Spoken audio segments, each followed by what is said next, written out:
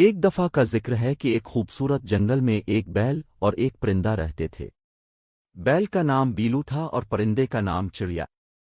Below ایک مضبوط اور محنتی بیل تھا جو ہر روز جنگل میں چارہ تلاش کرنے جاتا تھا۔ چڑیا ایک چنچل اور خوش مزاج پرندہ تھی جو ہر صبح بیلو کے ساتھ جنگل کی سیر کرتی تھی۔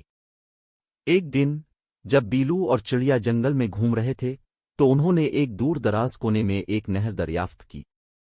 نہر کا پانی بہت صاف اور ٹھنڈا تھا۔ بیلو نے فوراً نہر کے کنارے کے قریب جا کر پانی پینا شروع کر دیا، جبکہ چڑیا نے نہر کے اوپر اڑتے ہوئے خوبصورتی سے گانے گائے۔ چڑیا نے بیلو کو بتایا کہ نہر کے اس پار ایک خوبصورت باغ ہے جس میں مختلف رنگوں کے پھول کھلے ہوئے ہیں۔ بیلو نے چڑیا کی بات سن کر کہا، چڑیا، ہمیں اس باغ کی سیر کرنی چاہیے۔ وہاں جا کر دیکھتے ہیں کہ کیا وہاں کچھ نیا اور دلچسپ مل سکتا ہے۔ چڑیا نے خوش ہو کر کہا، بالکل، چلیں، میں آپ کو راستہ دکھاتی ہوں۔ وہ نہر کے اوپر اڑتی ہوئی بیلو کو راستہ دکھاتی رہی۔ بیلو نے اپنی طاقتور ٹانگوں سے نہر کو پار کیا اور دونوں نے مل کر باغ میں قدم رکھا۔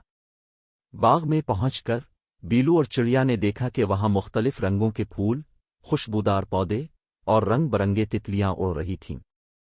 یہ جگہ جنت کا ایک ٹکڑا معلوم ہو رہی تھی۔ چڑیا نے خوبصورتی سے اڑتے ہوئے کہا، بیلو، یہاں تو ہر طرف خوبصورتی ہی خوبصورتی ہے۔ بیلو نے مسکراتے ہوئے کہا، ہاں چڑیا، واقعی یہ جگہ بہت خوبصورت ہے۔ یہاں آ کر میرا دل باغ باغ ہو گیا ہے۔ دونوں دوستوں نے باغ میں خوب انجوائے کیا۔ بیلو نے خوشبودار پھولوں کی مہک کا لطف اٹھایا اور چڑیا نے باغ کے خوبصورت مناظر کو اپنی آنکھوں میں بسایا۔ دن ڈھلتے ہی دونوں واپس نہر کے کنارے آ گئے اور اپنے گھر کی طرف روانہ ہو گئے۔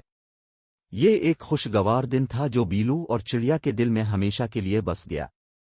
دونوں نے وعدہ کیا کہ وہ اکثر اس خوبصورت باغ کی سیر کے لیے آیا کریں گے اور جنگل کی خوبصورتی کا لطف اٹھائیں گے۔ یہ کہانی بیلو اور چڑیا کی دوستی اور جنگل کی خوبصورتی کی مثال ہے۔